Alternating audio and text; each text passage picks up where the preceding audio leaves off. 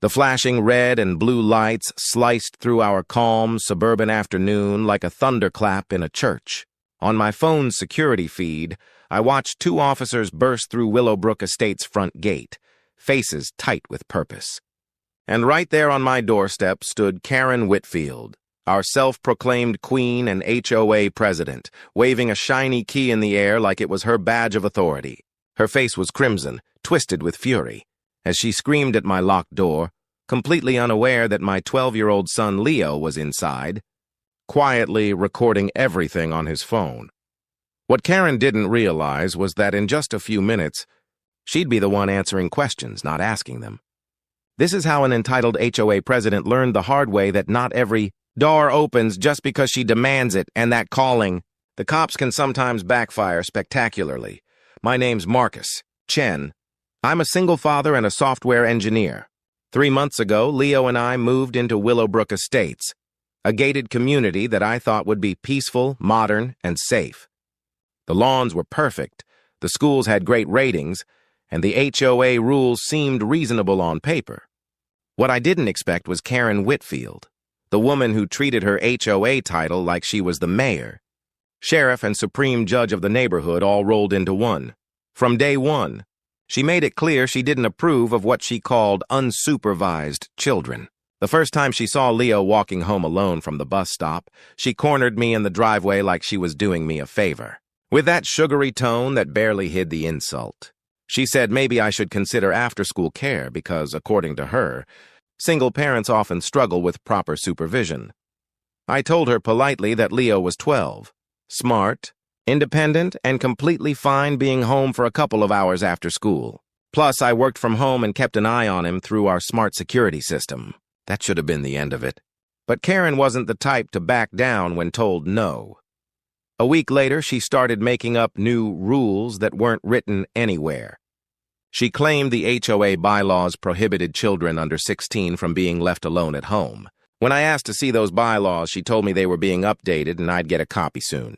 That copy, of course, never came. Over the next few weeks, Karen's obsession grew. Every afternoon, her silver SUV would appear right as the school bus arrived.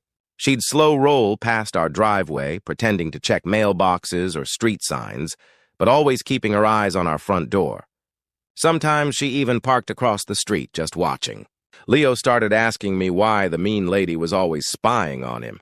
Things came to a head one Tuesday in October.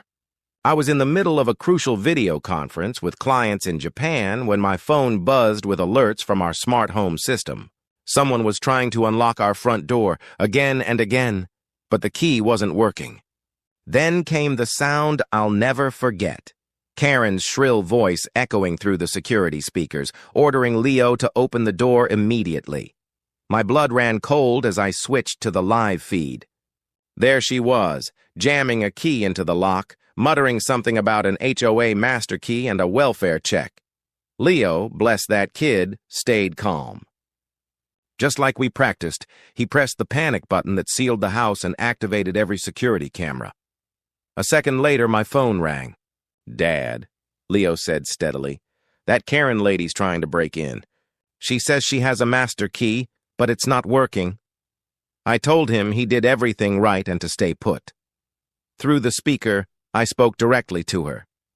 "Karen, you are trespassing. Leave my property now." Instead of leaving, she doubled down. Her face turned redder than a stoplight as she pulled out her phone. To my disbelief, she actually dialed 911, putting on her best hysterical performance. She told the dispatcher there was an abandoned child inside, possibly hurt, and she couldn't get in to help. She even claimed she was performing an authorized HOA welfare check, accusing me of neglect. The second she hung up, I called 911 myself, explaining that an unauthorized person was attempting to enter my home while my son was safe inside. The dispatcher assured me that officers were already en route. I shut down my meeting, grabbed my keys, and sped home with my heart hammering. When I pulled into Willowbrook Estates, the flashing lights were already painting the houses red and blue.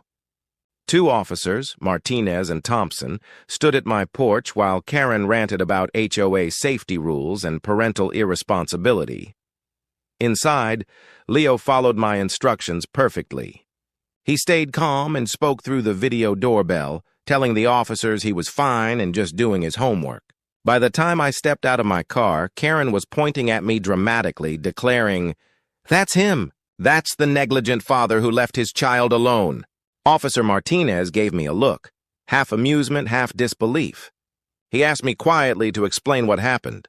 I walked up to the door, pulled out my real house key, and unlocked it in one clean turn, while Karen's so-called master key hung uselessly from her fingers. Leo was at the kitchen table when I walked in, his math homework still neatly spread out like nothing had happened. For a 12-year-old who'd just been through an attempted break-in, he looked astonishingly calm. The officers checked on him first, confirming he was unharmed, had food and water, and could reach me at any time. Then I turned on the living room TV and pulled up the security footage. The room went quiet as the video played. It showed Karen marching up to our door, waving her so-called master key and forcing it into the lock like she owned the place. The timestamp revealed she'd been trying for nearly 10 minutes before she ever called the police. Officer Thompson crossed his arms and asked flatly, "Ma'am, where did you get that key?" Karen's confident smile flickered. She stammered something about HOA emergency protocols and authorized access for safety. When pressed, she admitted she'd made a copy of a maintenance key during a previous inspection for emergencies. The officers exchanged sharp looks. Duplication of a homeowner's key without permission? That wasn't safety. It was criminal intent. That's when I showed them the file I'd been compiling for weeks.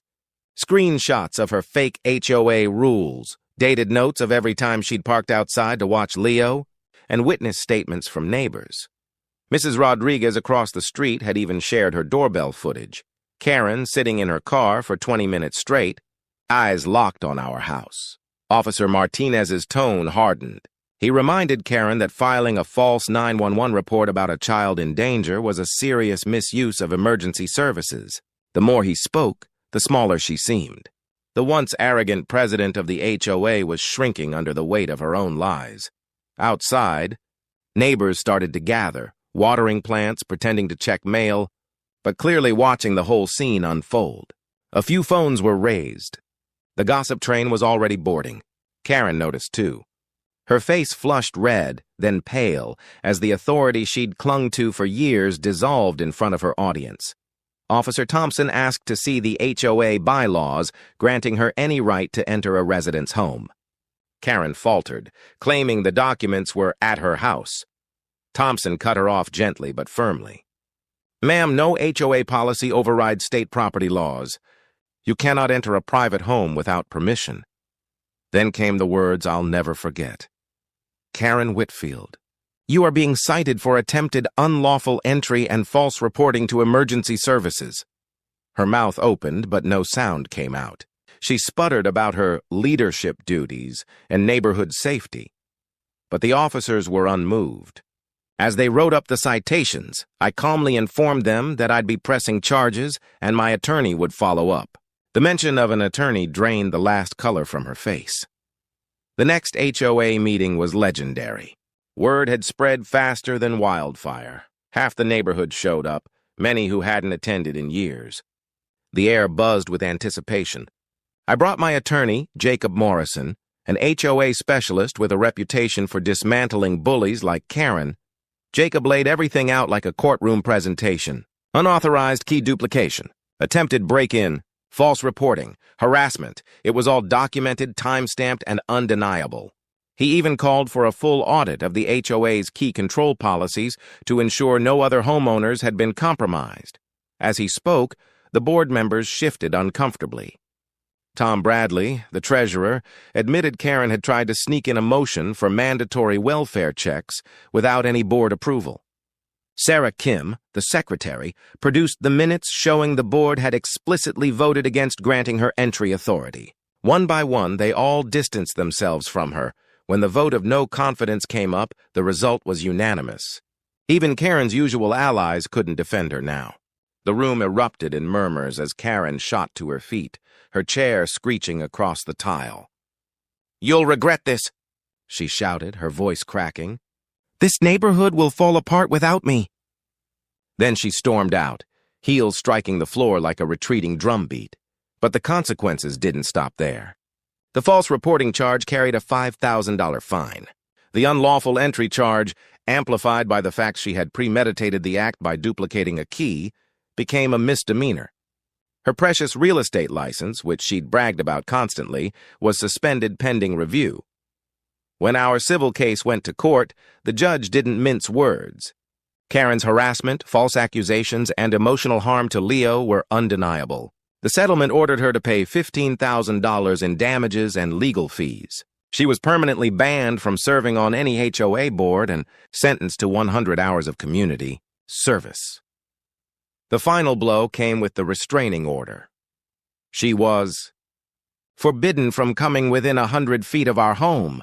I'll never forget the expression on her face when the judge read that verdict. The same woman who once strutted around our neighborhood barking orders now stood trembling in designer heels, tears streaking her makeup as the bailiff explained her probation terms. Karen Whitfield had spent years trying to control others. But that October, when she tried to use her fake master key, she unlocked the one door she couldn't close, the door to her own downfall.